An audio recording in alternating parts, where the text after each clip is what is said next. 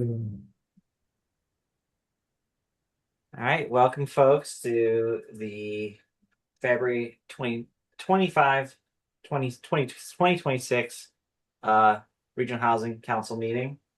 Let's do our check-ins. I'm gonna let each jurisdiction do theirs, and we'll go from there.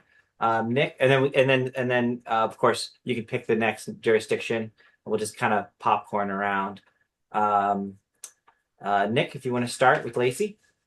Yeah, obviously I'm Nick Dunning, City of Lacey. I also have Ryan Siu from Lacey as well, Lacey Council.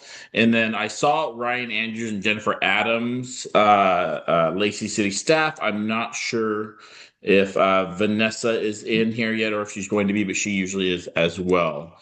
And then I'll pass it over to Megan from Tumwater. Thank you, Nick. Thanks, Robert. Megan Sullivan, she, her City of Tumwater voting member. I see Erica Smith Erickson from staff, Joan Cathy from council as alternate. I can't see everybody who's an attendee, so if I missed anyone, please speak up from Tumwater. All right, I will. Is Yelm here? I haven't looked through the whole list. Yelm, if you're here, I see a Yelm staff here. I'm going to pass to Yelm.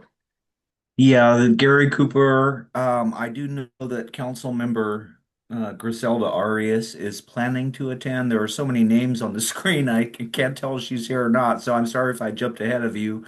And Andrew Collar, associate planner, will also be in attendance. So I will pass it to Thurston County. Thanks, Gary. Can you all hear me okay? Awesome. I'm Emily Klaus, Thurston County Commissioner and RHC Vice Chair. I'm joined here by a number of staff. We have Tom Webster, we have Leah Tangeman, Elisa Sparkman, Caven Hill, Jackie Velasco, our County Manager Leonard Hernandez, and my wonderful executive aide, AJ May. Did I miss any staff? I don't think so. Was I last to go? Yes, I don't know if you wanted to go to any of members from the advisory boards. I know that's up to you. Yeah. Oh, yeah. Yeah. I'll pass it to Meg. Hi, Meg Martin, she, her Affordable Housing Advisory Board Chair, non-voting member of the RHC.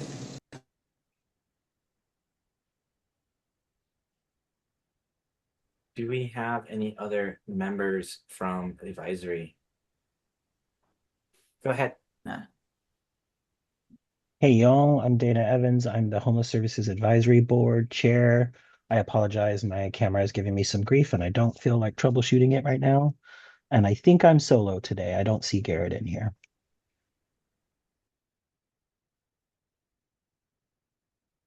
Thank you.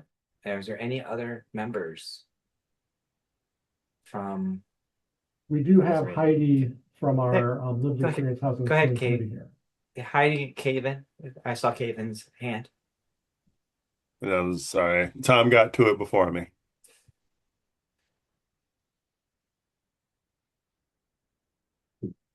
Okay. If you wanted to introduce yourself, it's okay if you already done. And I'm Robert Vanderpool, Chair of City of Olympia. I see I have Jacinda and I see Krista from the City of Olympia. And then my alternate Paul is here. And then so that's all introductions. Did anyone I miss? Yes? No? Robert, I'm here too. It's Kim Condrat. Hey Kim. Good to see you. And then we're going to look at the review of the agenda. Do we have any changes to the agenda? Any issues or anything? Any of the members? To publish the agenda or move to approve the agenda as published. Thank you. Can I get a second? Second. All right. Let's move to vote. Ayes? Aye. Aye. Any nays? No? All right. We have an agenda. All right. Can I get a motion to approve the January 28th minutes? So moved. Second. All right. The ayes? Aye. Aye. All right. Cool. No nays. All right. Moving on to public comment. Do we have anyone signed up for public comment tonight? We did have one person sign up for public comment, Quinn. So Leah, if you can promote Quinn to make public comment. If any other attendees would like to make public comment, if you could use the raise hand function, we will then promote you at that time. But for now, Quinn was the only, we just had one person sign up. Okay. And did you say Quinn is here or not here? Yes, they are, and they should Okay. be promoted, I believe. Okay.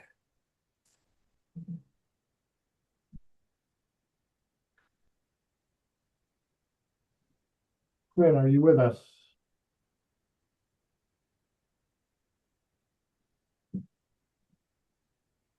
Everybody hear me now?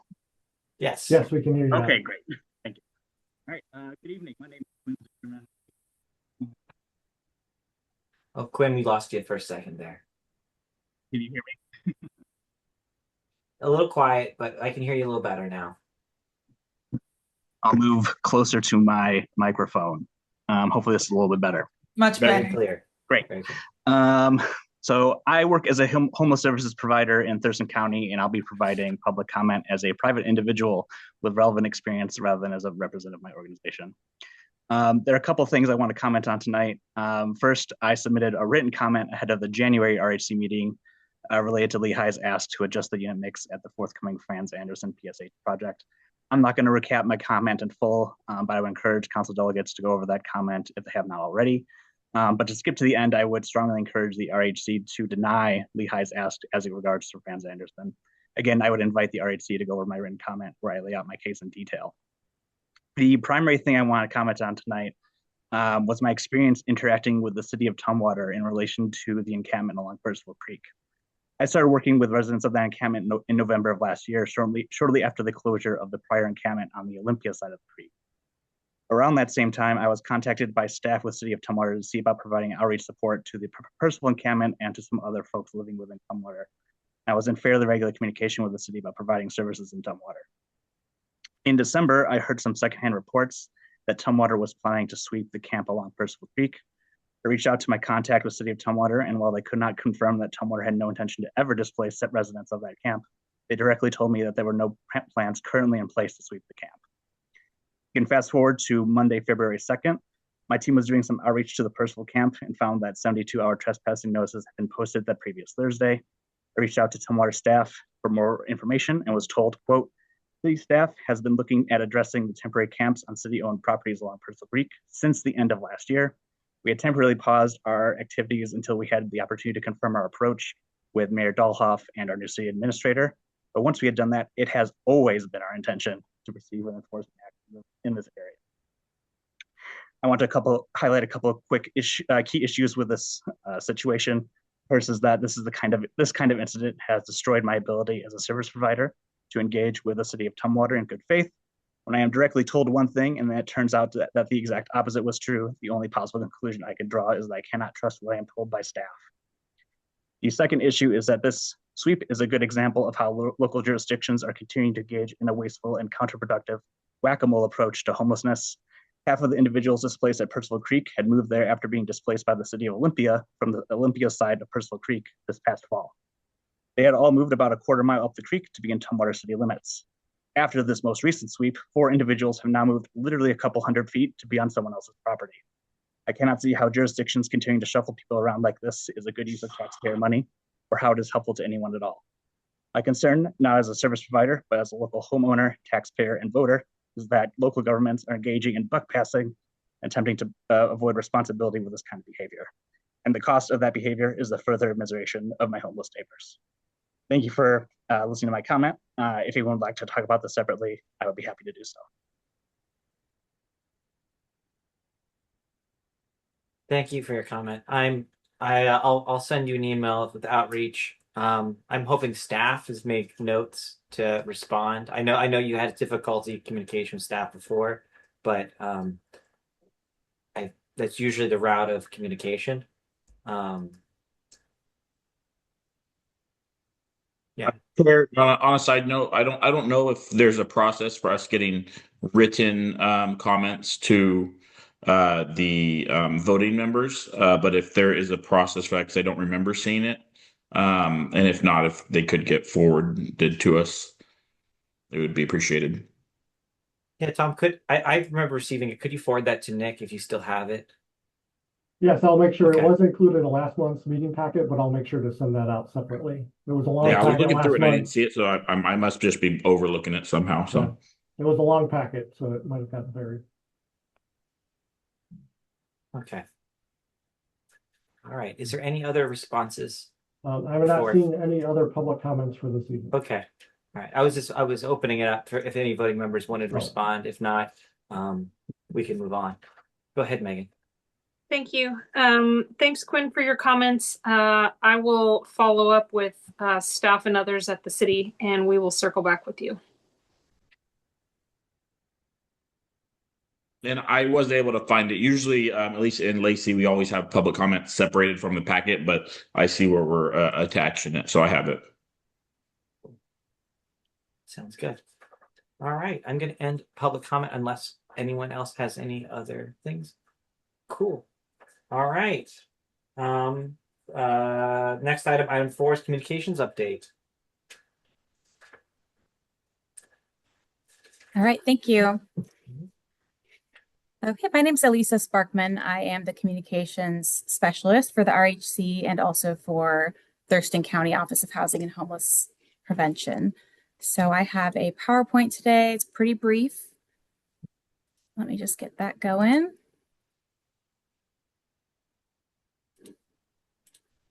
Can everyone see that okay? Yep. All right. Oops, sorry. So first I'm going to give you a little overview of what the communications kind of that we have set up are for the RHC. So we have ongoing projects, and then we have projects that are kind of specific to each year, and I oversee those. So we have our RHC website. We have the regular communications updates that I do at these meetings. There are news releases, announcements. We have a newsletter. There are informational materials that we develop. I develop them with support from the tech team, and those kind of vary based on what's going on and social media. And then I also handle RHC media requests in partnership with the county. And then for this year, for 2026, we have some new or specific projects. We had the orientation packet that you received last month. That was a new thing that we started. So if you have feedback on that and have ideas for how to make that better for next year, please share those with me. And every year I put together an annual report. So the 2025 annual report is expected to be ready for review soon and be published in line with the March meeting. So at the end of March. And there's been some website expansion discussions kind of with the tech team. And so that's kind of carried over from last year.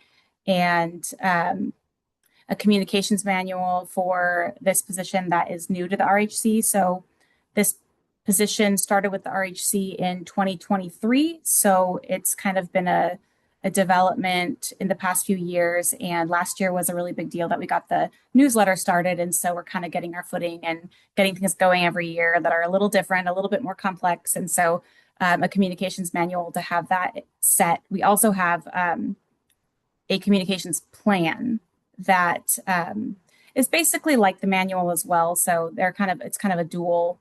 One's a little bit more operational and one's a little like more procedural, I suppose. And there's always an end of the year communications presentation, kind of to summarize what we've done over the years. So going into the newsletter, last year we started it. There is 4 issues. There are 4 issues every year. It's quarterly.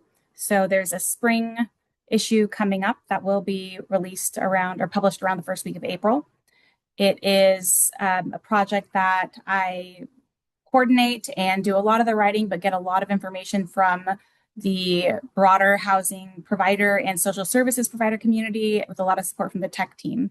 And so everybody on the RHC, all their members, you'll be signed up, so you don't have to go and sign up yourself. I'll make sure to add you so that you get it. And if you have ideas or things you think should be in the newsletter, I would love to hear that. And we do social media. A lot of last year's social media was highlighting the new newsletter, trying to get people to sign up. And the way that social media works for the RHC is we put it out through Thurston County Public Health, and then I communicate to the jurisdictions, the RHC jurisdictions communicators, that what's coming out, when it's going to be posted, so that they can share it. And I also give them the actual materials so they can post it separately if they would like to. Most of the time they just share it though. And it's all RHC branded, even though it's posted through on the county. It's not county branded, it's RHC branded. And so here's some examples of some of the social media we've done in the past. Some of it's kind of educational, like what is the local home fund? Some of it is recruiting board members. So it all kind of varies. And again, I love getting feedback and ideas. So please, if you have any or you're interested in chatting about it, I would love to. And then last year we did a lot of work as the RHC members, voting members, non-voting members, tech team, city and county managers to put together the RHC mission. And the mission has this piece that we have had educating the public kind of passively as part of what the RHC does, but now with it in our mission, a collaborative regional effort to increase affordable housing and housing stability and reduce homelessness in Thurston County by advising decision makers, advancing regional goals, and educating the public. That piece highlighted, it's kind of where me as a communication specialist for the RHC comes in and says, okay, so what does that mean? So what we're planning on doing this year is putting together a committee. It's a short-term committee, and we're requesting that 2 RHC members or alternates participate. It's a short-term committee to develop the process behind what it means to educate the public as the RHC. So we're not at all looking at the content that we're going to educate, like what we want to share with people.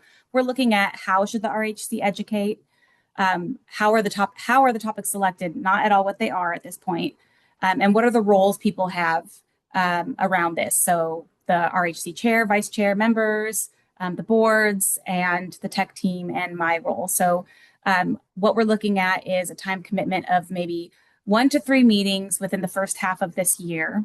So if you are interested in doing that and joining this short-term committee, please send me an email and let me know. That's the presentation I have today. Thank you. Before I open it up to the group, I have a quick question. I noticed this is primary or alternate. I didn't see the option for any of the advisory members, chairs, and whatnot. Are they not allowed to be on that subcommittee? Oh, no. I put advisory boards, meaning Okay. anyone within the advisory boards. I would love to have the chairs and vice chairs or co-chairs. Okay, cool. Yeah. All right, folks. Now we're open for discussion. Go ahead, Megan. Thank you. Thanks, Elisa, for that info. I did sign up before you said you would auto add us and did read through some of the info from last year. One of the things that I think would be useful, and I know this might be an intersection of overall administration of this body and the communications work, is making sure that we have easy to find and very accessible and transparent access to all of the written materials from this body. So meeting packets, meeting minutes, agendas, as it relates to not just RHC, but subcommittees, funding information, pipeline information. I know some of that is in some places, but I think in a world where we're wondering what to communicate to the public and how to communicate to the public, both including as clearly as we can in newsletters, high-level info about progress on those things, and then links to where to go to read more on the website would help people better track and understand and engage with us, is my immediate thought. Thank you. Got that written down.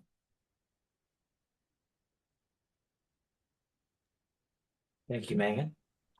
Do we have anyone else interested in any thoughts or interested in volunteering themselves? Emily. Okay, it wasn't letting me unmute. Thank you, Chair. I just want to say kudos to Elisa for putting this together. I'm excited about the idea of a subcommittee. I'm particularly excited about the opportunity for advisory board members to get involved with that subcommittee. But I just want to say I really appreciate you and all your work on the communication stuff and like working with you over the last year and seeing how you've developed the materials. I have seen a lot of materials where you do include the links and the high level info about the progress that we're making. So yeah, Megan, I'd love to like connect and show you all the things that I know that Elisa's worked on because we've had conversations about, hey, can we hyperlink this in this document, and what page should it go to? And so those are conversations that are being had. And I just want to say I really appreciate Elisa for all the work. And you do a lot of proactive stuff to make sure we're educating the community. So bolstering that by doing this subcommittee, I think is a great idea.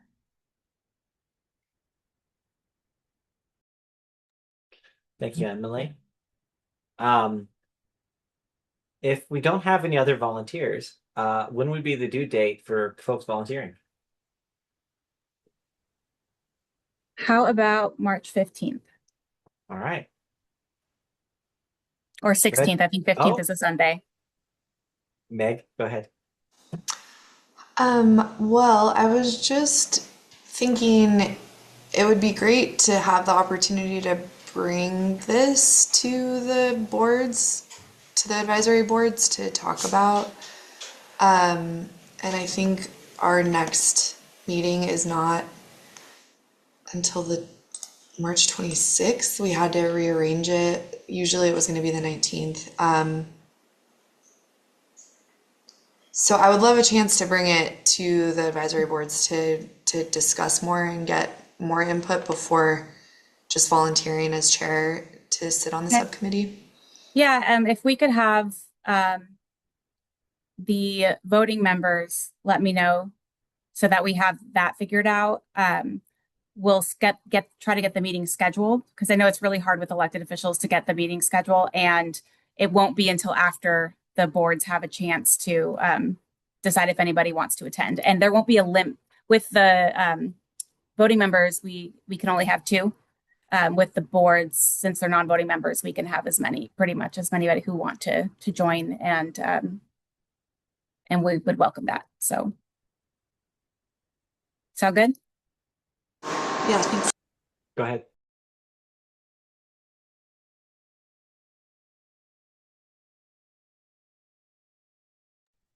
Heidi, go ahead. I'm just wondering if this is something that the LES could also volunteer to also give input in for lived experience portion. Absolutely. We could also work something out with the LES to present kind of what we come up with too as a kind of like to get LES feedback before it's finalized, which I think would be a good way to go, which is something also we can look at as a group too. You know, who do we want to be, what the process is for running this stuff by and that. So we'll reach out to the LESC as well. Thanks, Heidi. Thank you. Cool. All right. Do you need, you don't need any more people right now, so we're good. Cool. All right. If there's no other comments, we'll move on to the next item. Lived experience housing steering committee update.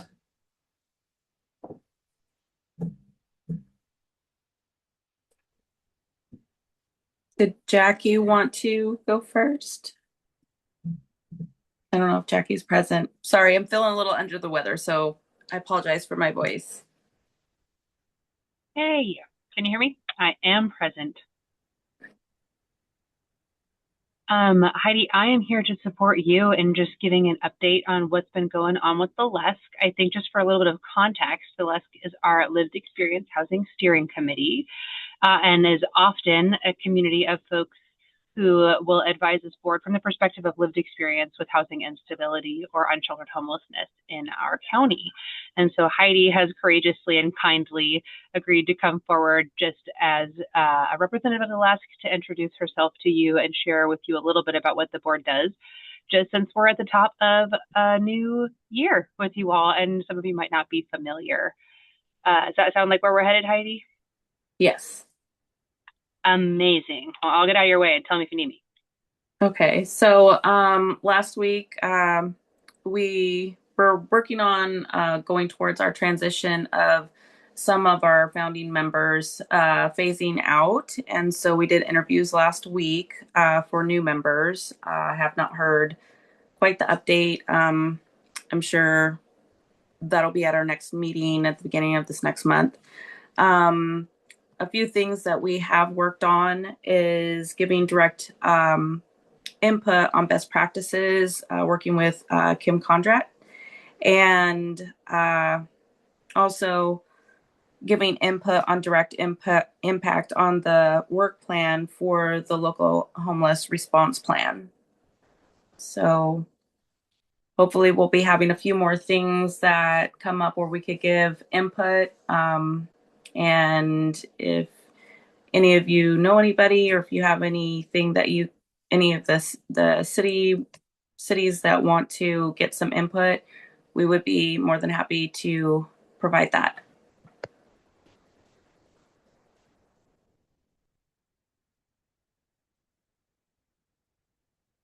Go ahead, Paul.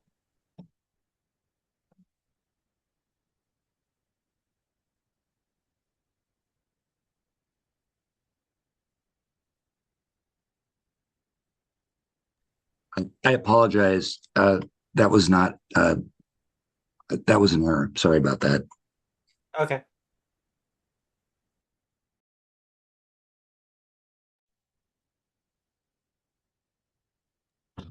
Heidi, thanks for sharing out a little bit. The LASC meets once a month as a group, and they also spend a second meeting every month going out into the community and representing the LASC at other community meetings.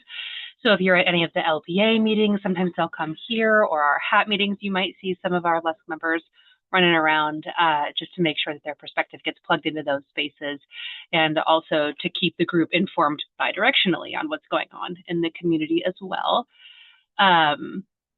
Do you have any questions for Heidi, or any wonderings about the LASC, or kind of what kinds of things you might ask them for their input on in the future, or anything like that? Or does it kind of feel like, yeah, we get it? Jackie, turn off your camera and let it go. Any members? Go ahead, Emily. Okay. Oh, thanks. I just wanted to say thanks to Heidi, and I'm kind of curious to know a little bit about like the work plan for the homeless response plan, and just like how can we support that process? Are you talking about the 5-year homeless response plan that the county puts together, or are you, okay, I'm seeing Jackie nod. Okay. Yeah. If there's anything we can do to like help or support, please don't hesitate to let us know. I think it's really exciting that you're looking at that we have a community group kind of looking at that, since it's definitely an important plan. So yeah, just let us know if there's anything we can do, or questions or input that you'd like. And it's good to hear you're working on best practices with Kim too. So it sounds like you're doing a lot of good work.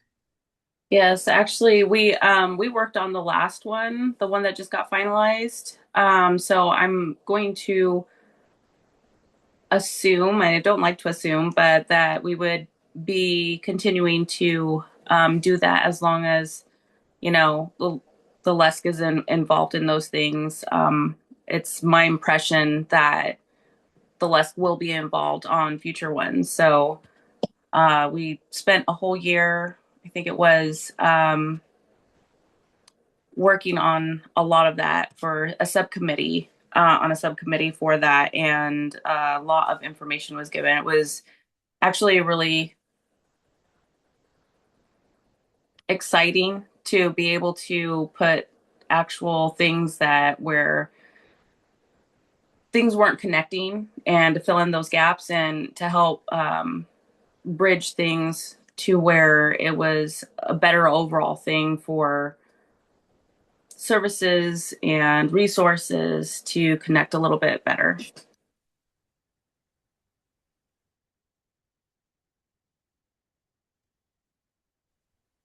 I believe Nick was next. I don't know if Nick, if you wanted to speak. Yeah, just real briefly. I think just we have so many new members, especially as voting members, that it would be good, not now, but to have a kind of a who, what, when, where, why presentation with that committee and with any others, to be honest. Because I know we want to assume that we know a lot of how these inner workings are, but generally we don't. So at some point in the future, if we could get that put on the work plan.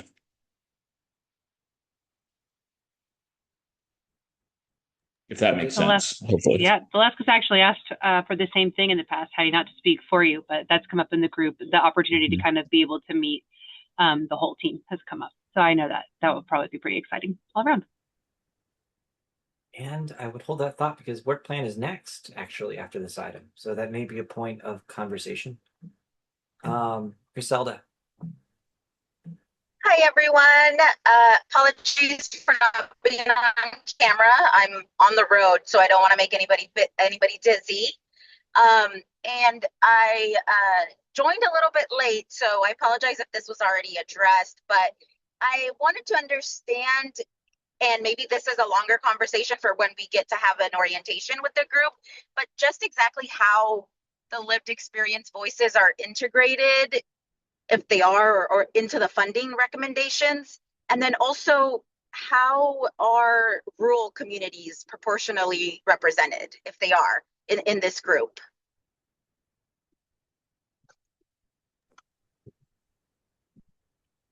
Is that a question directed at me, at Heidi? Oh, yeah, or... Okay.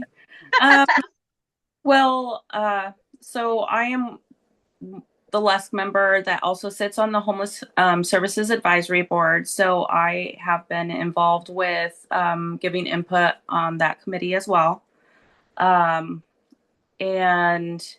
I've been involved with working on the RFPs and all the other work that is done on that board. So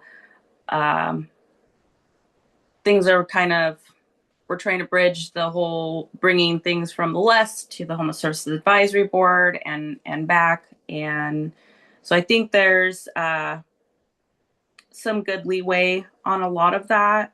I think that having the LESC be present here with the Regional Housing Council is also a huge benefit, where we can bring that input in.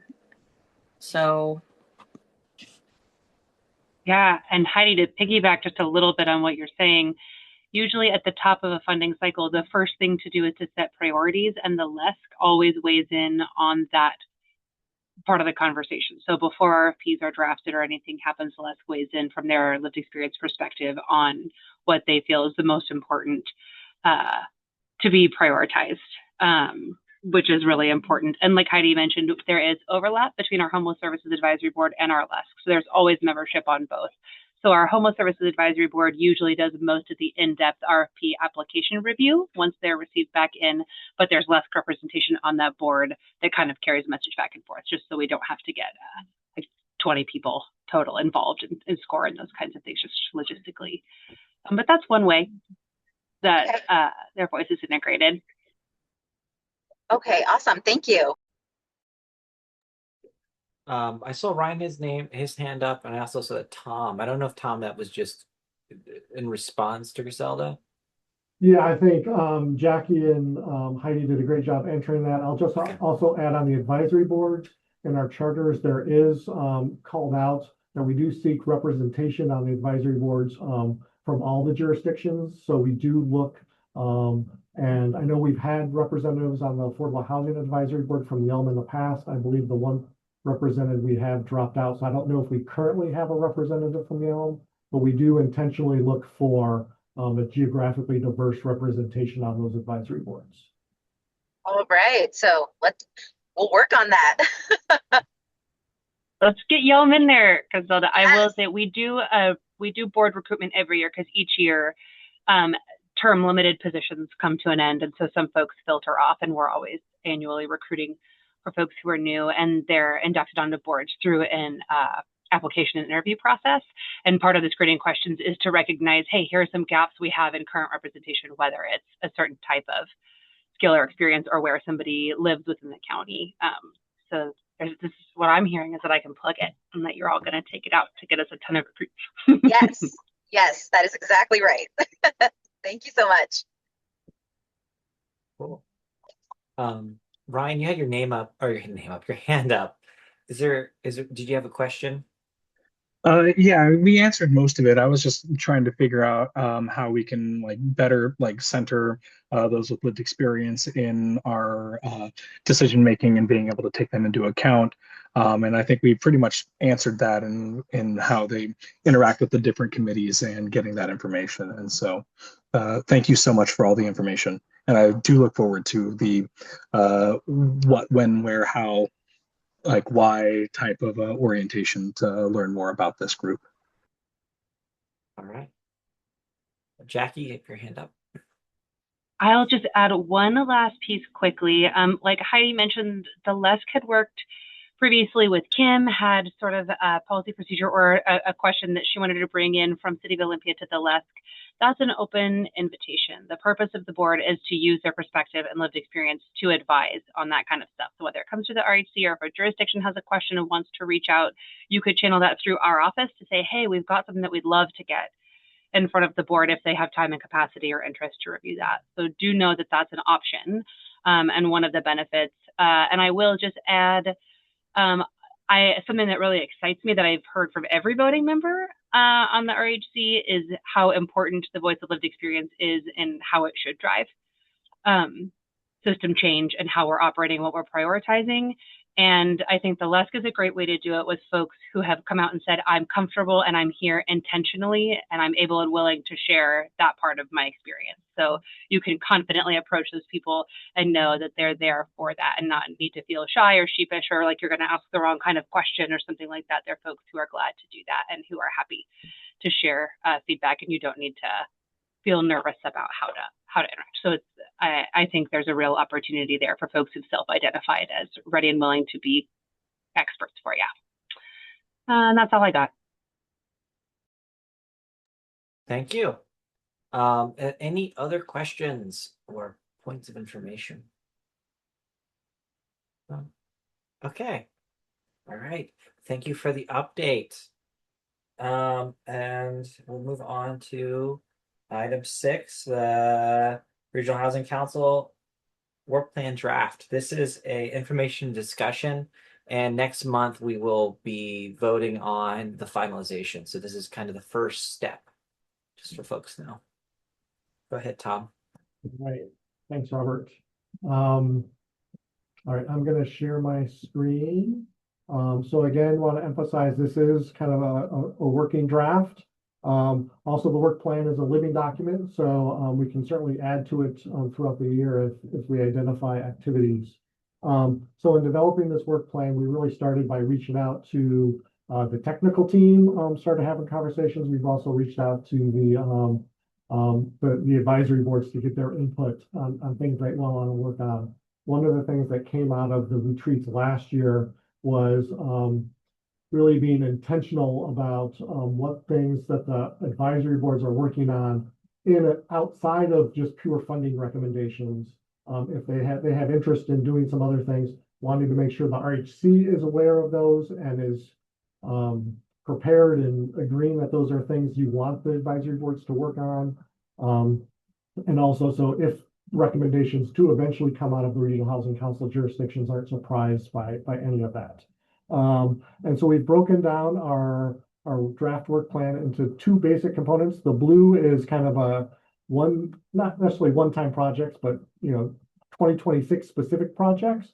And then green, we have a series of ongoing activities that just the nature of the RHC that we do every year that we're tracking and working on. So we're going to focus most of the time on these blue items, and really with a focus this year on around funding. Funding is the primary role, responsibility of the RHC.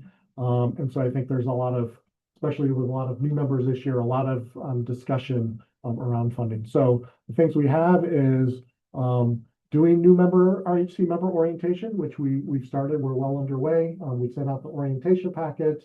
I've had one-on-one meetings with several of you. We've got others scheduled in the coming weeks. I'm going out to Yelm on Friday to do that. And so we'll continue to do that orientation for new members. And then we'll kind of continue talking about this in the next item, but in response to that letter from mayors, to really, I think a key task for the RHC this year is the contingency planning piece, whether that's contingency planning, strategic planning, priority setting, really looking at RHC funding under this control, given the uncertain funding environment going forward and some of the uncertainty around funding. How do we really look at that and set our strategic goals and contingency plans? So I think that's going to be a focus. And I think that's a role for both the RHC, the tech team, and the advisory boards to all weigh in on that process. And I would add the LESC to that as well. RHC education, really following up on Elisa's presentation and the work of that group that she's putting together around how the RHC educates the public. Something from the Affordable Housing Advisory Board is they're going to be looking at their Opportunity Fund policy. Last month, you had an Opportunity Fund request come in. The board has recognized that they do have a policy in place, but that perhaps needs a little fine tuning. So they're going to be looking at updating the Opportunity Fund policy. This is an annual activity, but something specific to this year is in April, we're going to be bringing forward to you RFP application requests. So there's RFPs currently on the street for both homeless services and affordable housing, as well as making recommendations to extend existing contracts. So we're going to be bringing those to you in April. Developing a legislative agenda for the RHC. So in the past, the RHC has identified what are their priorities. Those get shared then with jurisdictions, which can incorporate them into the jurisdiction's legislative priorities. And then something the Affordable Housing Advisory Board has been talking about is trying to explore ways to attract more new additional affordable housing developers to Thurston County. So that's something that Affordable Housing Advisory Board has expressed an interest in looking at. And so, and we've also heard from other kind of vehicles that's kind of broader interest perhaps to the RHC or others as well. So those are the products, the activities that are specifically been identified for this year. And then I'm going to quickly scroll through the ongoing activities. So things that we're always kind of tracking, paying attention to is the encampment resolution program. Coordinating, tracking that implementation, the Black Home Initiative, which the RHC joined, and I see some hands up, but I'll get to those. Let me kind of run through this and I'll come and get to those who have hands up. So continuing and looking at participation in the Black Home Initiative, which several jurisdictions have signed, but the RHC also signed on to last year. Monitoring the implementation of the 5-year local homeless housing plan. Those are some of the initiatives that are going on. There's several internal board coordination, the tech team, the advisory boards.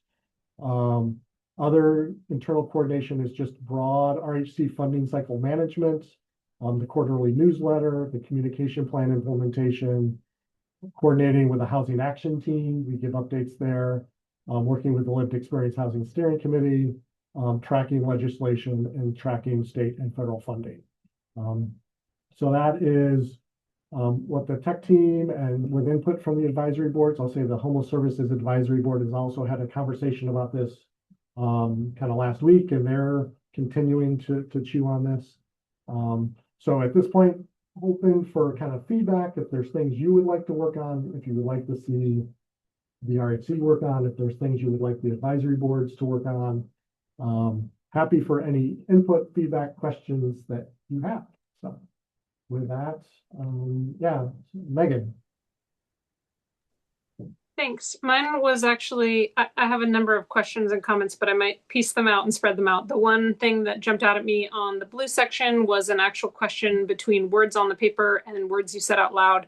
When I read attract affordable housing developers, and then what I heard you say was providers. And so I was wondering if what we meant was both people who build and people who perform services. If we wanted to clarify language was the immediate. And then other thoughts and questions, but I'll let somebody else go and formulate those thoughts and questions and come back. Yeah, good question, and thank you for that. If I had a poor choice of words, so I think the advisory board is specifically looking at developers, but I think there is a conversation to be had of whether we would like to also look at bringing in additional providers and how we do that. So, and Meg and others, weigh in if I'm conveying that incorrectly. But I think the Affordable Housing Advisory Board was really focused on developers. Yeah, Nick. This is going to be super petty, so it's not super serious. But if we could get the projects to be completed, put in chronological order, because that just popped out really just right away to me. I think it'd be important, and then maybe some spicing up of the colors a little bit. I know we love pastels, but something to really catch the eye. Might just preference, but I'll let you do with it what you want. All right. Yep. No, appreciate that feedback. And yes, we'll definitely kind of do that in timeframe order. That makes a lot of sense in chronological order. And yes, I will turn this over to Elisa to spice it up a little bit. That's not my strong suit, but yes, we will work on that. Yeah, Megan. Thanks. I'm back with more questions. So some of my background was actually serving on a planning commission. And so one of the things I was expecting before cracking this document open some days ago was what I saw as a plan to look a little bit more like people who work in planning plans, where there are, a few more prioritization and a slightly different structure where we have looked a little bit more at what the inputs or what it's going to take or what are the steps to get there. I think this is a start, and I like that there's desired outcomes sections. I think I would definitely like for us to populate those. But when I look in broad, and when I spoke with my colleagues at the city in preparation for this meeting, the general feeling that I have and that others had is how can we be more specific and narrow with our priorities? These are all priorities, but we're going to have to be, we're going to have to prioritize among these priorities to do things well. And I'm not suggesting dropping items off, but also from the conversation that you were at with myself and others recently, from Tumwater's perspective, we are also very much interested in being able to tie work here to some of our goals that we are tasked with to deliver certain types of housing over the next 20 years. And so figuring out how we can make this more concrete and tangible with more detail and a structure that is more easy to understand in terms of not just chronologically, which I appreciated Nick's comment about, but the components that it will take to achieve these pieces. Because when I look at things that we are to accomplish by June, like contingency planning, I try to work backwards and say, what are the steps and what is my role and what is your role and what is someone else's role? So I'm hoping we can keep developing this to meet some of those wishes. Yes, absolutely. Thank you very much for that comment. Much appreciated. I know I hear Brad kind of in your background kind of voice. We've worked with Brad a lot. And so, yes, I think as a first step, we wanted to kind of have these products to make sure we were on the right track. So if there was any things you're like, no, we shouldn't be working on that, or we have things to add, we will then be kind of fleshing those out, adding what are the desired outcomes, taking a deeper dive into the time frame to say, well, maybe June isn't right as we get into kind of fleshing out what the steps are to kind of implement these, doing a level of effort. Is this a high level of effort task? What's going to be the requirements from the various jurisdiction staff to contribute to this, or from the advisory boards? So yes, we certainly will be fleshing this out and adding that level of detail going forward. Didn't want to get too far in front of ourselves before we showed kind of the bones of the plan and kind of getting your input. And then we will certainly be working on fleshing it out. So yeah, thanks for that comment. Thanks. I think just to follow up with that and the conversation we had recently, I know each jurisdiction has a slightly different process and approach for taking information from these meetings, having conversations with staff or their full council bodies, and reading the agendas and understanding what is being asked of us, preparing for these meetings and coming representing our jurisdiction. So that's part of what is driving the desire to see some of the sub steps between here and there, so that I can do that well in my jurisdiction. And I know other jurisdictions have different processes for that. We and Lacey talked about that too in our orientation. As I was going to bring it up during the good of the order time frame, because I think you're dead on, is how do we get this information back to our jurisdiction in the best possible way. So I'd second that. Yeah, I really do see this as a living document, so we'll continue to flesh this out. Hopefully next month we have something we can at least get your kind of initial approval on, but knowing that we're going to continue to work on it, and if we need to kind of continually revisit or you have input from your councils, happy to receive that. This is really to make sure that kind of all the jurisdictions are kind of on the same page, and that the tech team, the staff are doing the work that jurisdictions want to be done.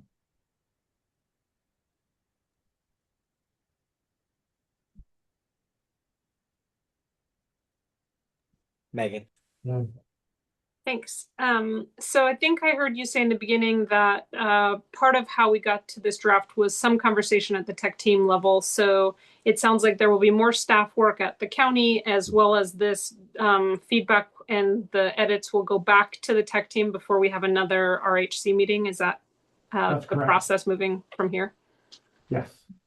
Is there an ideal timeline for us in elected capacities to talk with staff and to get specific feedback to feed well into the process and timeline that you have? Yeah, so the tech team meets the 2 Wednesdays after the RHC meet. So the tech team will be meeting next Wednesday and the following Wednesday. So I would anticipate that during those 2 meetings, we will be working and fleshing this out, and therefore there should be a draft document that can then go out to tech team members to share with their jurisdictions. All right, I'm opening up my calendar.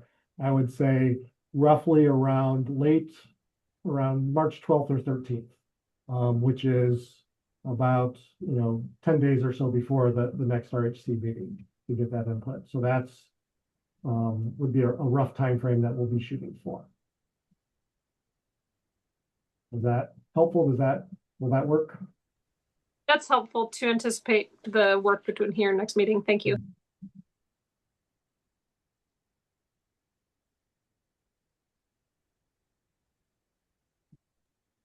Any further comments? Additions? Of course, you can always email your additions when you work with your staff and your respective councils. And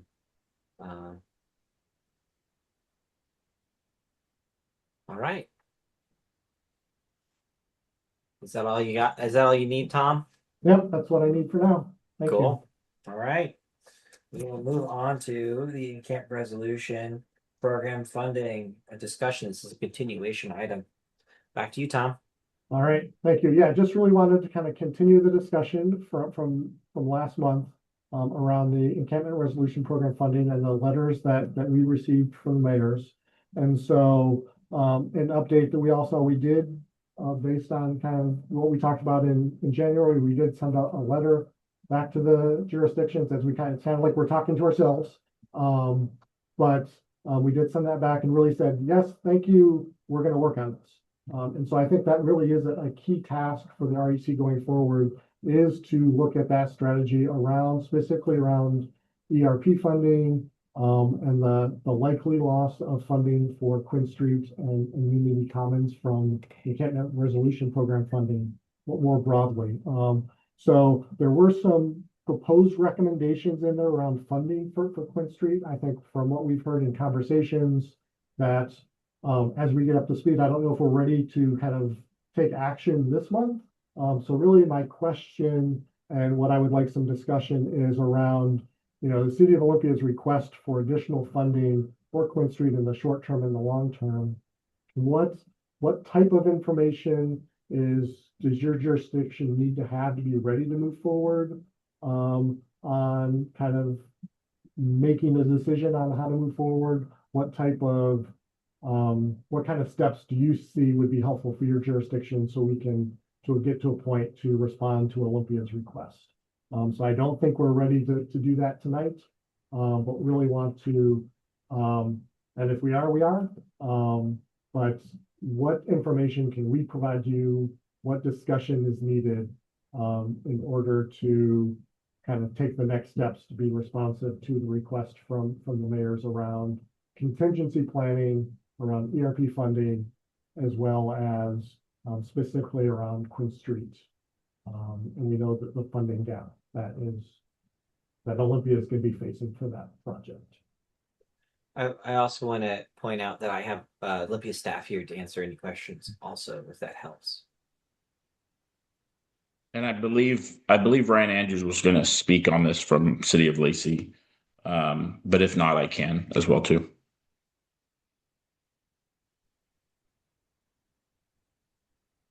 Hi, this is Ryan, staff with the City of Lacey. I'm actually going to speak on the Franz Anderson topic and not this one. Sorry about the confusion on that.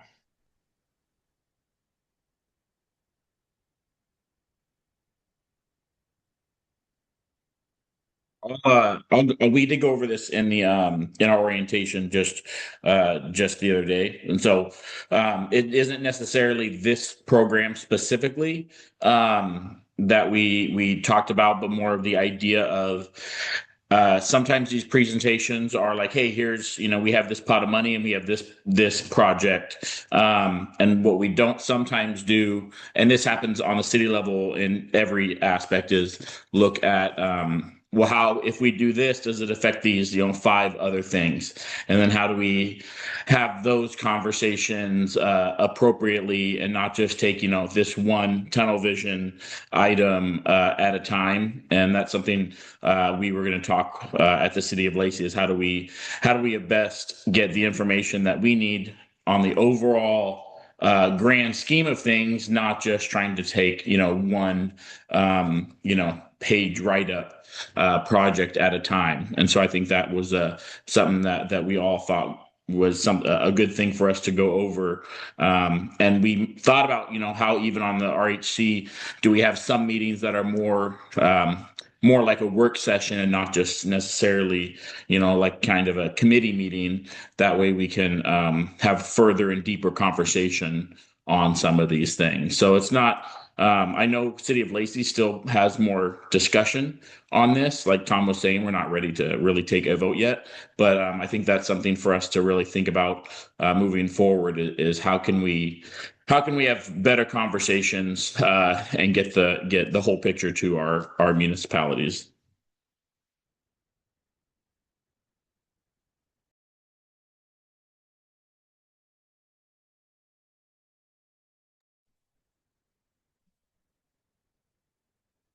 Yeah, Megan. Thanks. Yeah, I think building on last month and the conversation that we had where you gave sort of a funding orientation to me and one of the staff from Olympia and a few other folks, it was helpful. You gave a paper copy of a document that showed a little bit more of a deeper look at funding. And I remember what I shared last month, or the sentiment of it was seeing all of the funding sources with like start and stop, like the funding source fiscal years, and then seeing that all in one place would be useful. What you shared in paper format, I can't even remember if that was last week or this week when we met very recently. What I didn't see in that document that I hope to see in future to present us with some version of a budget or some apples to apples look at things would be like a funding source, let's call it, if it's rows and columns, funding sources as rows, and then where it's going as columns, or vice versa. Like to understand not just how much money comes from each bucket and what is the start and stop of the funding itself, but in one place in an Excel-like format where that money is going project-wise would help me to wrap my mind around the funds. As you guys gathered last month, I'm in support of, and the city of Tumwater is in support of continuing to house people through programs that are meeting existing needs. And when you ask what we would like for more information and what would help us make decisions, I do think to go back to the request from last month, like to the best of your ability, a one-page-ish budget in an Excel-ish format that shows when the money starts, when the money stops, and what exactly it is funding and what the fund balances are, would help me not just field this particular request, which I do feel prepared to address when it's time, but requests like this, as well as you said, Tom, in this piece of the conversation, contingency planning. And I'm trying to wrap my mind around how we do that.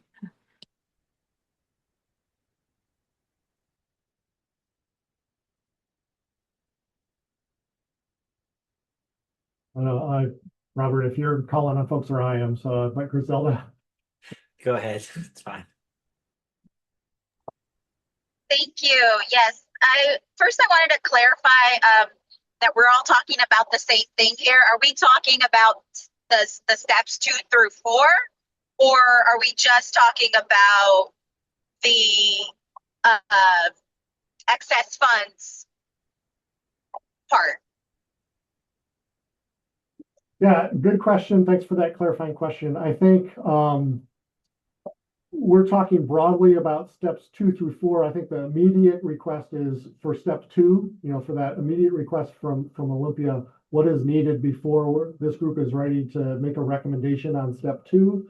But I think we also have to think about, okay, what is the process, which I think goes back to the work plan, in my view, of that work plan piece, which is the longer term strategy piece that I think our HC is going to want to work on over the next several months to really address questions 3 and 4. So I think question 3 and 4 are more of a long-term work plan item for the RHC for this year.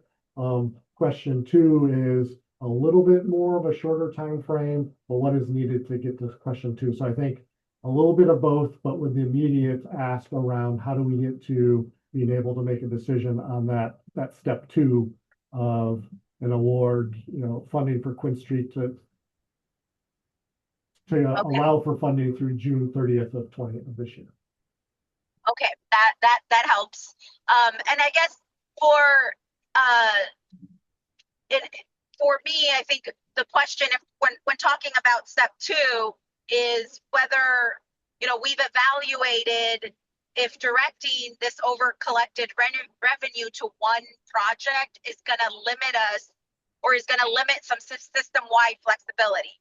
Like, has that been evaluated by staff, or we're feeling was there any evaluation, or is it sort of, this is where we are, this is the best solution?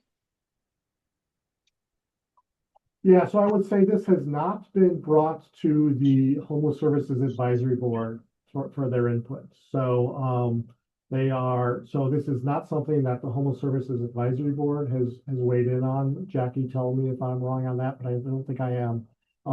So this is based on really conversations at the tech team of looking at the request from City of Olympia,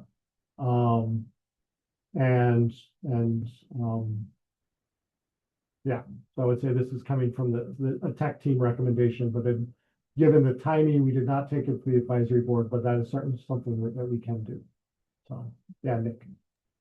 I wanted to give Lacey timeline. I have a meeting with city manager next week, and then we'll probably be discussing this on our council within the next 2 weeks. So by the next meeting, we should have a much clearer picture. Obviously, there's communication between the staff of the jurisdictions too. So we'll probably be in a much better place next month for this one.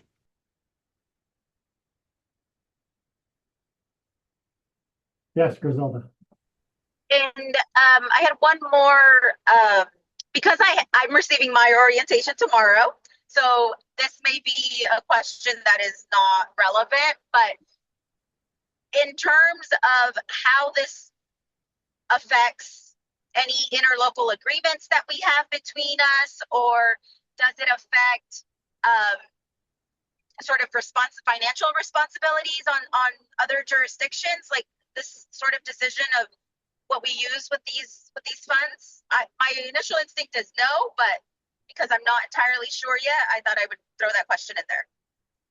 Yeah, I do not believe this would, the interlocal agreement allows for this discussion recommendation. This is the place for these discussions to be occurring before a recommendation is made ultimately to the Board of County Commissioners who oversee the funds. So, and happy to take a deeper dive with you when I meet with you to go over that orientation. But perfect. No. Okay, thank you. Oh, and I would add that Yelm would be ready to make a decision on number 2 as well when we're ready.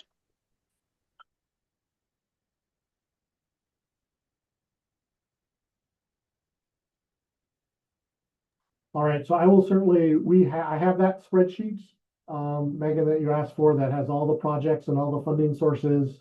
You're gonna need it on probably 11 by 17 sheet of paper. It's a pretty big spreadsheet. But we will get that out for you and include the funding cycles for that as well. Thank you. All right, Tom. Do you anything else you need from members or any members? Any further comments? Okay. All right. I guess we'll move on to. I guess we're on good of order already. Unless Emily, go ahead. Did we decide that we were not going to take action on that item? I think the agenda said we were taking action, but I just wanted to double check. It's said it's an action item, I believe, Tom. Yes.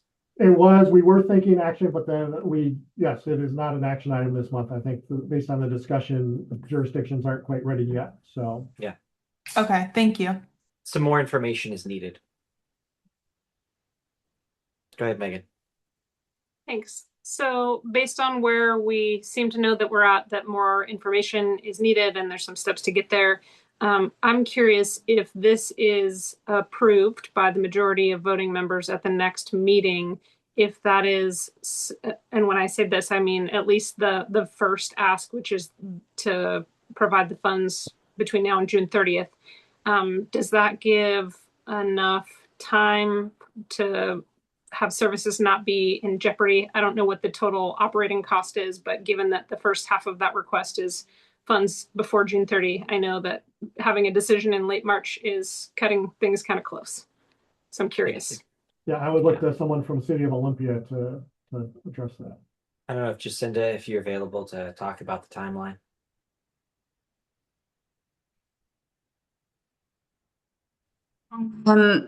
Yes, I see Kim is on the call as well. Kim is our homeless response manager. So if Kim's able to talk to it, I think my preference would be as an expert, subject matter expert, that Kim jumps on. I'm not sure if you're out in the field or not, Kim. If not, I can attempt to somewhat answer the question. Could you start, and then I think I'll be ready in about 2 minutes. Please. All right. Thanks, Kim. So this is an item that Olympia is continuing to have discussions about.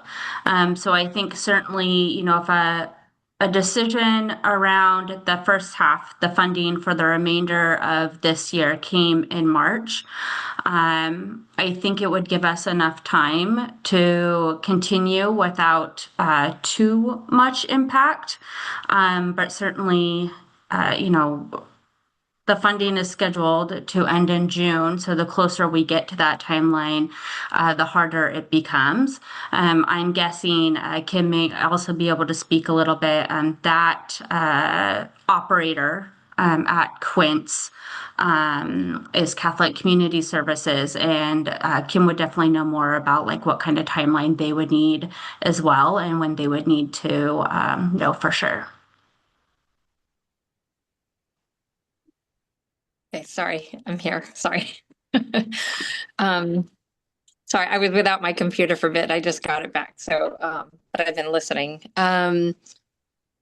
Yes, we basically are out of operating funds for Quinn Street Village. We have 100 tiny homes there, and we have been going through our fund balance, and we'll be short because we didn't get the full the amount that we got. The Commerce used to give us $550,000, and it was reduced to $330,000. So we'll have about a $400,000 operating deficit, and we're going through our fund balance for that. And then next year we won't receive any funds from the row, and so then we'll have almost a $800,000 deficit.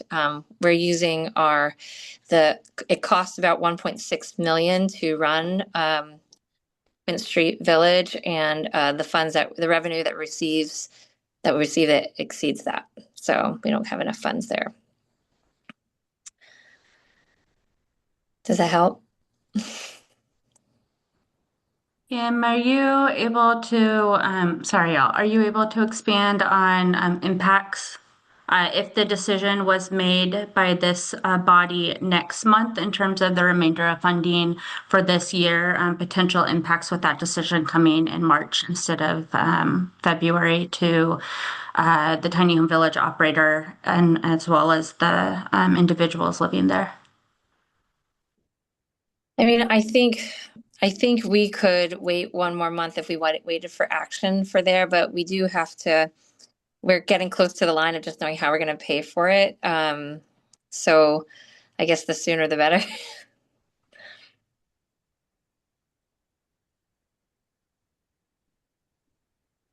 Thank you, Kim. Jacinda. Megan, did that help with any of your questions? Yeah, thanks. Okay. Any further discussion?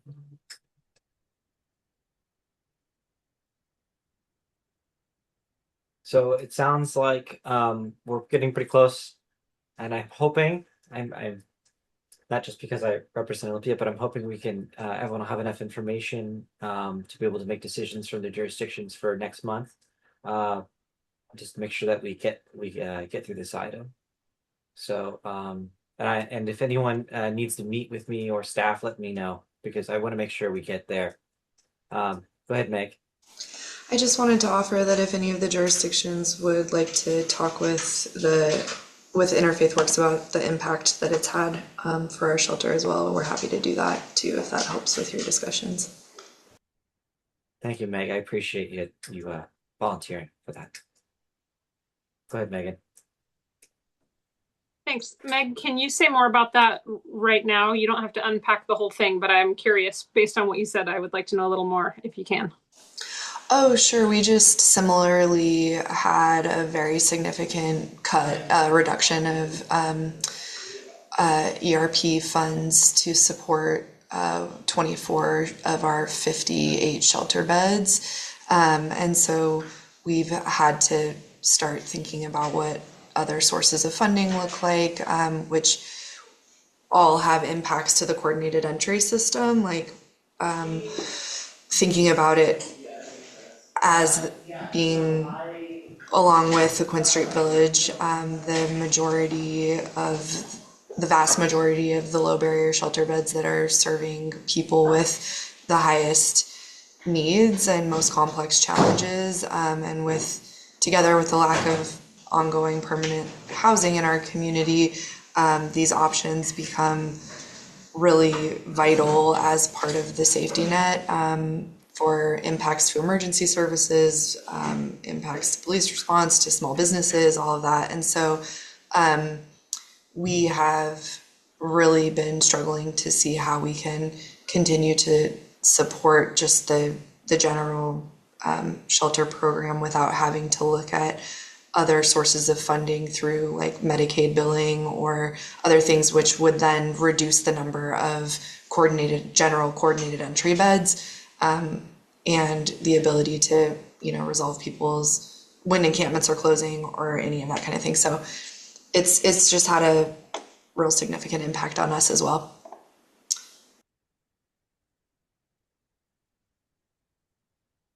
Go ahead, Nick. Unless Megan, did that help your? Okay. Just wanted to say thanks. I was just hoping Megan could expand a little bit on that, because I think that the funding cut probably happened before a lot of us joined the board or the committee. And do you have any idea why? I know everything is tight for everyone right now, but kind of where that decision making was, and why they're making these cuts and how they're making those choices. If you have any input on it at all, it would be great. I can speak to what I understand of it, but I don't know, Tom, if you want to speak from the staff perspective first. But yeah, I don't know. Oh, go ahead, Meg. You go Okay. first. So my understanding is that the ERP, the encampment resolution, formerly known as ROW, the right of way, dollars were targeted towards specific encampments to make sure that people were being able to get moved into more sustainable, either long-term shelter or permanent housing options before the encampments were closed. And that funding for us, I can speak to the Interfaith Work shelter beds, was $3 million over 3 years. So very significant, that we could count on for up to 24 beds that were set aside for people exiting those specific encampments. And we have now been reduced to 150,000 for just the one remaining year. And so needing to look at what that gap, how that's made up. And I think that there's maybe multiple perspectives as to why those cuts are happening. But essentially there was this, what I believe to be a very dedicated and targeted source of funding that was pretty effective, honestly, in resolving a lot of encampments, closing them for better outcomes than what typically happens with encampment enclosures. And then that funding was only time limited for these 3 years. And so systems like ours, and this happened all over the state, were getting supported with that money for a short period of time. And now Commerce is saying that that was temporary. And so, however, we're still providing all of those services to all of those people who moved out of those encampments. And so the services that are being provided are not temporary, but that funding is now being pulled back. So that's my perspective. Yeah, that's, if I can jump in and add that, what we heard from Department of Commerce, in previous years, the level of funding under the EIRP program, the state was able to supplement at a higher level. So our region was getting around $9.5 million. The state has reduced that to around $5.5 million, and they have indicated that their priority for those ERP funds are, I would say 2 things. One are permanent housing projects, and then also projects where they put in capital funds. So the Commerce put in capital funds for the acquisition of Maple Court, Sandy's Flats, the construction of the Franz Anderson Tiny Home Village. So those, because they have capital dollars in those projects, those are the projects that they've prioritized for the remaining operating dollars that they have available, is what we've been instructed. I see, Dana, but I want to point out before I get there, I saw Kim's camera was off for a brief second. I don't know if that was to answer that question or.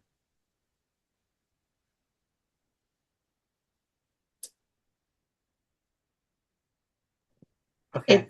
Tom already said it. It was good. Yeah. Okay. Dana. Thanks. Yeah, Meg mentioned it, and I just want to reaffirm. So I'm stationed in the coordinated entry office, and just based on our experience with previous encampment resolution and previous site closures, having Quince closed down would be a pretty extreme shock to our existing coordinated entry system. That would be a kind of a large population of people that are currently sheltered, having to re-enter into our coordinated entry system as either unsheltered or get triaged into existing housing that is, already has an influx of people waiting for it. So I just wanted to reaffirm that based on what we've seen in coordinated entry, it would be a pretty big shock to our system to have Quince close, or our existing system. Go ahead, Leonard.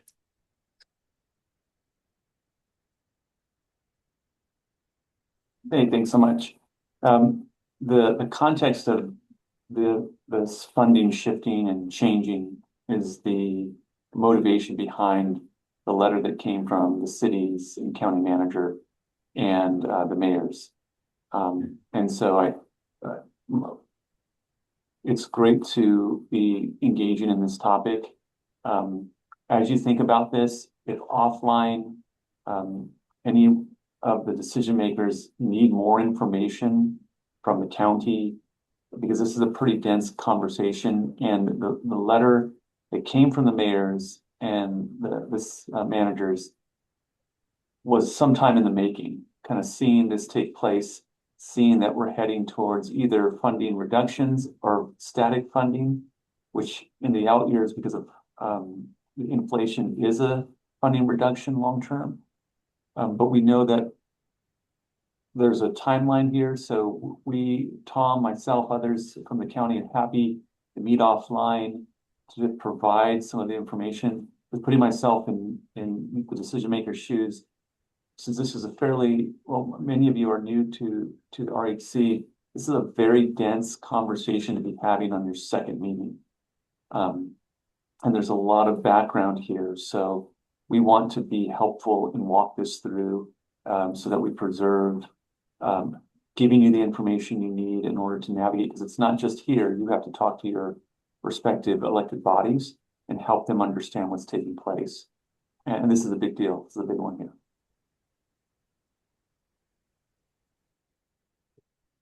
Thank you, Leonard. Any other questions or comments from members, or even alternates if they have any questions? I appreciate all of the willingness to help out with information and onboarding, because I had the privilege of being an alternate for 2 years, and so not everyone had that privilege of I guess being thrown in the deep end with all of this. There's a lot of information, and I want to make sure everyone's on board and on the same page and have everything they need. So, Tom, do you need anything else from anyone, or not at this time? Thank you. Okay. I didn't hear anything from Commissioner Klaus. I didn't know if you had anything else, anything you wanted to add. No, just listening at this point. Yeah, I am appreciative of the new members having questions and taking a little bit more time for everyone to get the information they need. So Okay. Yes. All right. I guess we're going to move on, and hopefully we will have all the information we need and all the conversations between now and next meeting. I guess the next item is good of order. Franz Anderson Firm Supporting Housing is on there. I don't know if Tom, if you want to handle that, or do you want me to handle that one? I think Jacinda was gonna. Okay, Jacinda. Okay, is it because we did change the name on that in the editing? Okay, thank you. Just go ahead, Jacinda. Hey, good evening. Just for everyone's knowledge, publicly watching, Jacinda Stutchess with City of Olympia staff support, and just wanted to give an update on the Franz Anderson Permanent Supportive Housing Project. This was on the RHC's agenda last month, and then again we heard from Quinn last month, and then earlier this meeting also about the project. So just wanted to let everyone know that the individual jurisdictions, Tumwater, Lacey, Thurston County, and Olympia, which are all involved with funding in the project, are continuing to have discussions around the unit mix change proposed by Lehigh, also having discussions directly with Lehigh.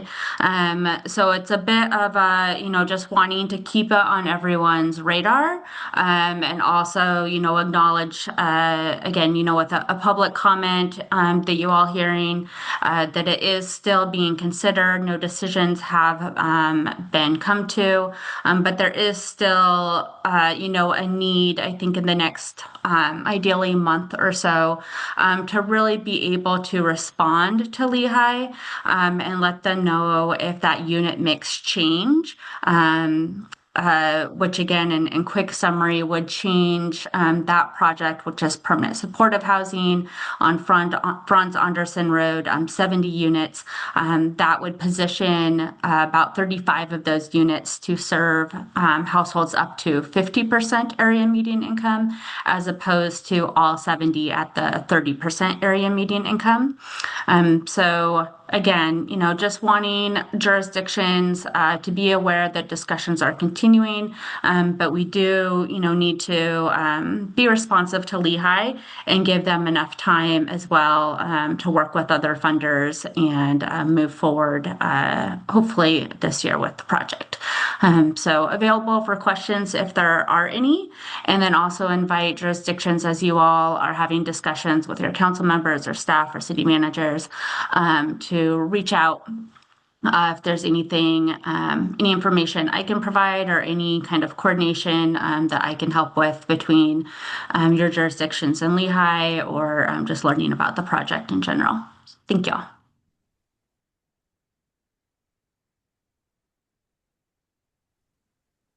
Thank you, Jacinda. I know that Ryan, you had something to say about this, I believe. Yeah, thanks. Ryan Andrews, staff with the City of Lacey. I just wanted to give a little update of where the Lacey Council has been on this since the RHC last met. And first wanted to just thank Jacinda and others that are in this virtual space that have been involved in this process and have been so helpful along the way. Your participation has been invaluable. Back on January 27th, the council met to discuss this proposed change to the income requirements and unit mix for the project. Just as a little bit of a reminder, Lacey has a $3 million commitment through our general fund for the project. This is recognized in an existing interlocal agreement, which sets forth some of the income requirements associated with the project. This ultimately brought up some issues around the Low-Income Housing Institute's operations, specifically around Maple Court. And the council has been hearing from the community since Maple Court was stood up around some of the operational issues there. And it ultimately led to a discussion with the council about potential future income changes to income requirements at Maple Court as well. After that meeting, we gathered some stakeholders and some other folks to speak at a future council meeting. That meeting was held February 10th. The council wanted to hear more from some of the providers, including Lehigh themselves, the Housing Authority of Thurston County, who runs the voucher program for project-based vouchers and others. And Interfaith Works, Meg was there as well from a service provider perspective, and kind of learn more about those programs. At that point, kind of at the conclusion of that, the council generally provided some direction to the staff to work with Lehigh to coordinate with the state funders to make sure that the state funding, like the ERP program and others, will support the unit mix change at Maple Court. Those discussions are ongoing and continuing at this point. There's been no decisions that have been made. Our understanding is, should the state be supportive, that this will ultimately lead to some kind of amendment to the interlocal agreement to address the unit mix change at Franz Anderson and Maple Court together. And so that's where we're at from a Lacey perspective. The Lacey Council at this point has made no decisions, has received information only, and like I mentioned, that there will be future meetings with state funders to determine what impacts changing some of this unit mix will have on some of those state funding programs. So with that, I'm happy to answer any questions on the Lacey side of things. Councilmember Dunning, if I missed anything, please feel free to speak up as well. I just apologize for calling you out at the wrong time. That was me dropping the ball on that one. No problem.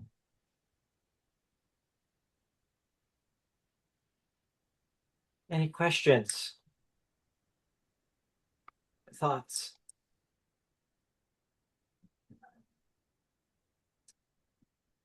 Megan. I guess one of the things that I am curious to understand, and I don't know that there's a definitive answer on this one, is should the state funders not be amenable, or should there not be resolution? What are the implications? Obviously, there has been years of work and pipelines of money and pooling of money.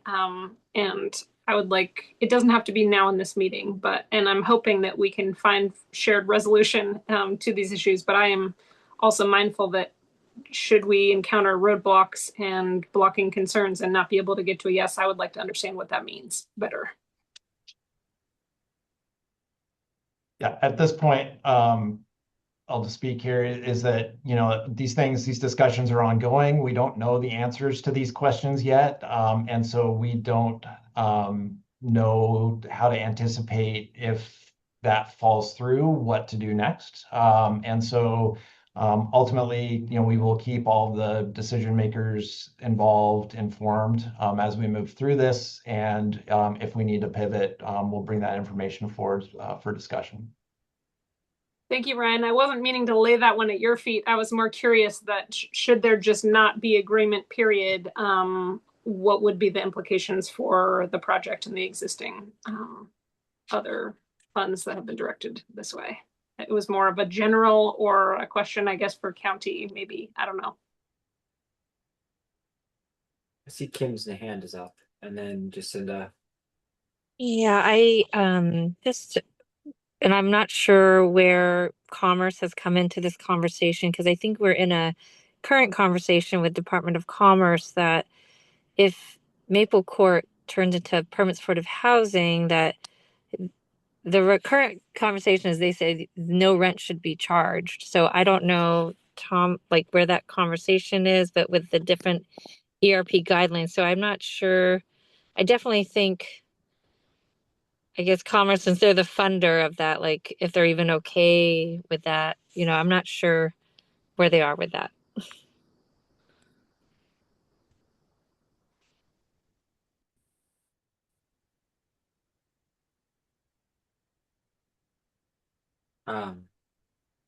Jacinda.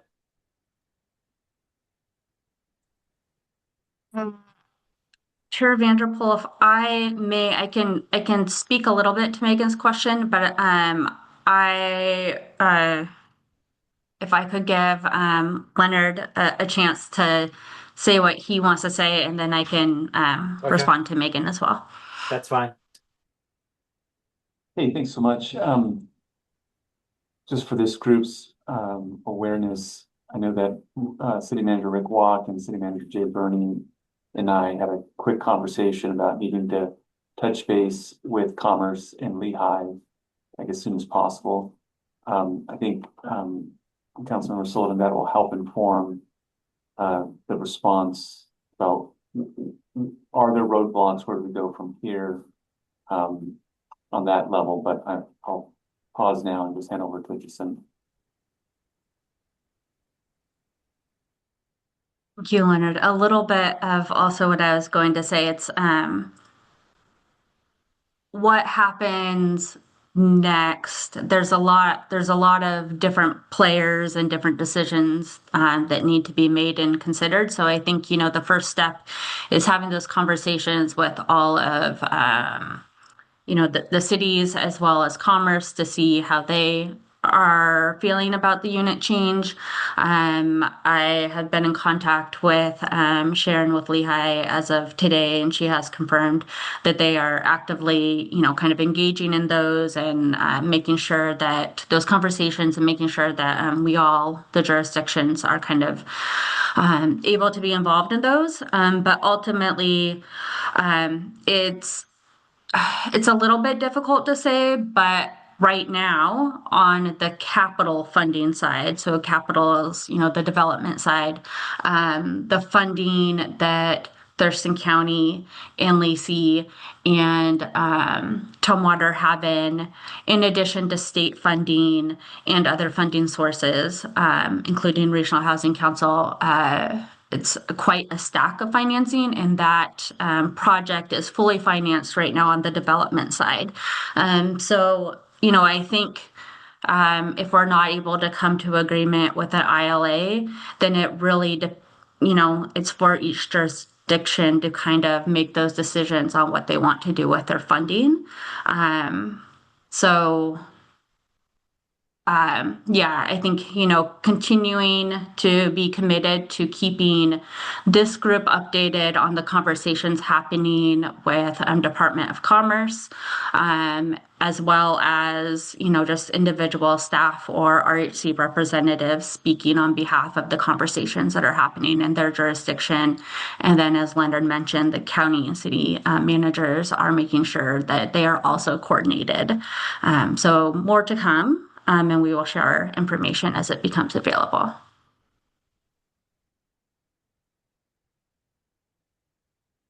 Thanks. Thank you, Jacinda. I also want this is also an item on a timeline a bit. Looking forward to more updates on this. So in ways to navigate through this. Is there any other questions, comments, concerns?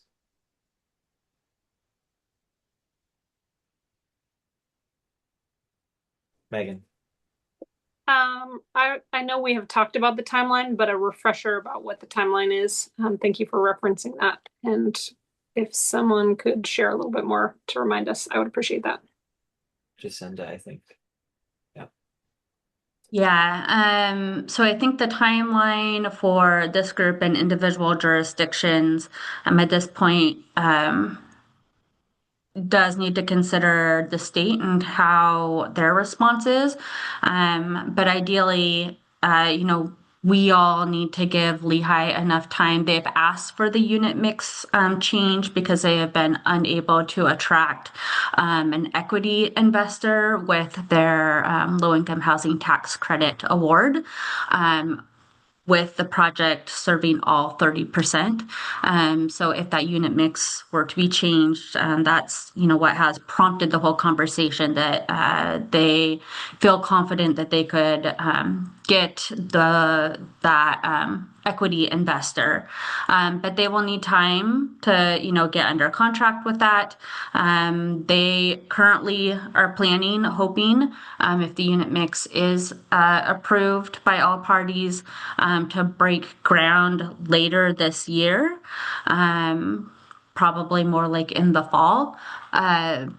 So ideally giving them a few months to close on all their other financing would be great and ideal. And I think that has been their request.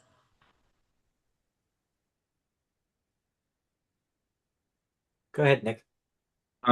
Yeah, there was when we got a presentation from Lehigh, there was something brought up that Lehigh talked about, and I was just wondering if anyone had any update on it that's been in contact with Lehigh.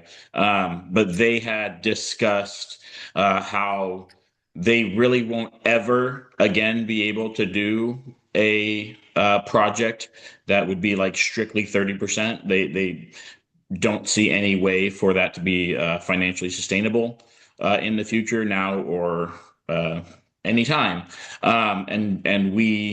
It was brought up, I believe, by the mayor, if that has been discussed with either is the state or is it Commerce, who then would also have to approve this project. And I was just seeing if that was something that addressed it. Would they still have to approve this this mixture change? Go ahead, Jacinda. So right now, the project has funding from the state's Housing Trust Fund. and then also has, which is operated by the Department of Commerce, and then also has a low-income housing tax credit award, also from the state, but that award is from the Washington State Housing Finance Commission. So both state funding, but two different bodies that administer those funding, and they do typically work together, so that if one, for instance, if a project is getting housing trust fund and has also, typically they will also apply for the tax credits, Commerce and the Finance Commission are usually working together to coordinate their awards. So the conversation with the state right now is both with Department of Commerce's Housing Trust Fund, as well as the state's Finance Commission for the 9% tax credits. And then as we an additional layer, now that Maple Court has been brought into the conversation, Maple Court receives the Encampment Resolution Program funding, which is also distributed from the state, but another team or another body at the state. So the Franz Anderson specific project is in conversation, Lehigh is in conversation with Department of Commerce and the Finance Commission on the Franz Anderson project. And then I would imagine the ERP, Encampment Resolution Program team as it relates to the Maple Court request from Lacey. Just to clarify a little bit, the question was, do they still have to approve the mixture change? Right now, my conversation with Lehigh is that Lehigh has the state, both Commerce and the Finance Commission, are not, they've asked them to explain the request. I think there's an anticipation that the state would be asking Lehigh to have support locally because there's local funding in it. So the conversation right now, it's an ongoing conversation. So I am not aware right now of the state necessarily needing a formal approval, but I would say like they would be looking likely for a recommendation locally before they were willing to kind of further consider the unit mix change as well. Go ahead, Leonard. Yeah, Jacinda, you're doing a great job building these questions. Councilmember Dunning, that's part of that question is why the city managers and I want to meet with Commerce and Lehigh to really iron that out and figure out what's the conversation that need to happen to move this forward. So it's a timely question and we'll look to have more information soon. Were staff able to answer your questions, Nick? Yeah, I mean that I just wanted to make that aware. That was one of the main things that was brought up, which could, no matter what we do, end up throwing a wrench in things later on. And I kind of wanted to see if A, there was an update, or B, just make everyone else aware that that's kind of part of that discussion that we're actively engaging in. So yeah, that for sure. Thank you for bringing it to our attention. Are there any other thoughts, comments regarding Franz Anderson and related issues?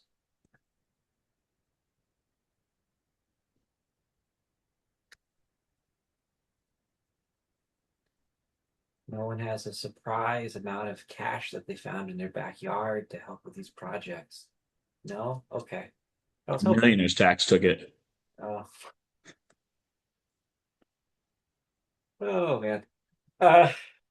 All right. Well, usually good of order is open, not just this. Tom, I don't know if you want me to leave good of the order open for members or for staff. Yeah, typically, yeah, we just, if anyone else has anything for the good of the order that's not on the agenda, they would like to, whether that's an update from a jurisdiction. Okay. All right, Nick, go ahead. Yeah, and I briefly touched on it earlier, but I kind of wanted to also wait. In the orientation, we had a great talk with Tom and the city staff, and kind of I felt like it sounded like there were other municipalities had some of these other ideas as well too, but we had discussed potentially not doing some form of in-person meetings. And being able to better facilitate conversation that way, whether that's sometimes or all the time, or maybe the elected. So I just wanted to bring that to everyone's attention. That was something we brought up, and it sounded like other people had brought up as well, just for future discussion, as well as I kind of briefly talked about this is maybe, and I think today was a great example of that when we're talking about Franz, we're talking about the ERP program. I think sometimes we get a briefing and we just kind of see it. But how do we have really thoughtful? Because like with Quint Street, it'd be devastating if that got shut down. And even the funding that Interfaith Works got taken away. Like those things are really impactful. And I think we have to figure out a way to have much more longer form conversation about these issues. So whether that be something more in the lines of work sessions where we don't plan on taking actions on things, and kind of the goal of that is to flesh out as information as possible so that way we could take it back to our jurisdictions. I think that might actually speed up some of these processes versus kind of touching on things every meeting. So that's just something I wanted to at least throw out there, that we maybe can delve into a little bit more. So yeah, that was just what I wanted to bring up. Nick, I am not opposed to that, actually. I really think separating out information from voting actions is not a bad idea at all, so that folks are informed. I think that's actually, yeah, I like that idea a lot. I would support that. Meg. Yes, thank you. I just briefly wanted to invite everybody. Some of you may remember from back in the community care center days that we used to do some of our trainings that we do for staff and other provider partners. We opened to the broader community, and we used to do those very regularly before the pandemic happened. And so we're trying to bring that back, and we are doing our first open to the community-based training about end-of-life care and the intersections with end-of-life care and homelessness, and just an aging population of older adults that are slipping into homelessness, and what we're seeing on the impacts to the system. And so that is going to be at Sergio's on Monday, March 23rd. From 5:30 to 7:30 p.m. So this will be, I think, useful for, it's kind of part informational and part how to care for yourself and for our community with like coping with this reality. So for those of us that are in this work, it's self-care. It's also very informational for the broader community. And just wanted to let everybody on this call know about that. I can send out a flyer to the email list as well. I would appreciate that. Thank you. Heidi? This is not really like LESC business. This is more, but it falls in alignment with that. I am currently doing a personal project. I'm working on a county ordinance that I would like to formally present. And I'm not sure exactly who to, but I would like to have the LESC, the HASAB, and the Regional Housing Council look over it in regards to mold and moisture. It's something that has been brought up with this council before. And so I just wanted to kind of put that out there to see if that's something that maybe down the road, once I have it finalized on my end, for it to be reviewed, if that could be an agenda item. Yeah. I would be more interested in that. I don't know if Nick, if you're responding to that. No? Yes, I am. Okay. And so that's something that we actually talked about is on during our orientation. It was brought up, and it tends that specifically and things like that tend to really be outside of our wheelhouse and our ILA and what our mission is, which is a kind of a slippery slope.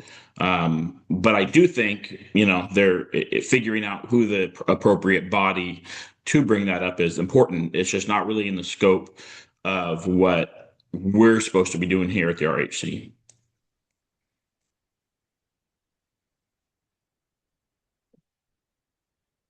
If you're thinking of county ordinances, I don't know if you want to run that by either the commissioner or the county executive, who is also in this meeting.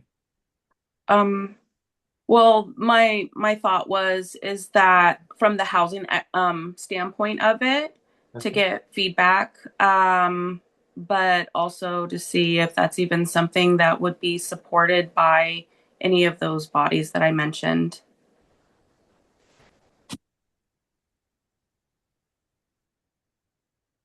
Go ahead, Emily. Thank you. Heidi, I'd be happy to talk to you and just like sit down and check things out with you. And Leonard's here too, our county manager. But definitely like I'd be interested in kind of hearing your perspective and the perspective of the committee.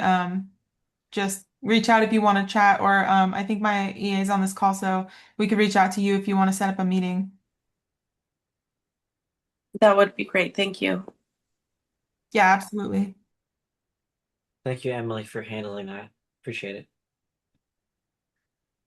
Are there any updates from staff, alternates, folks, voting members?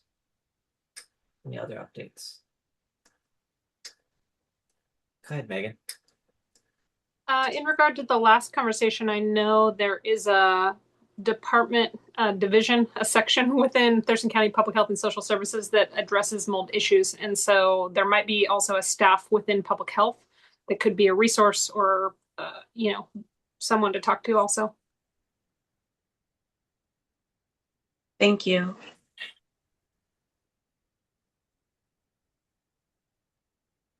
Thank you for that information.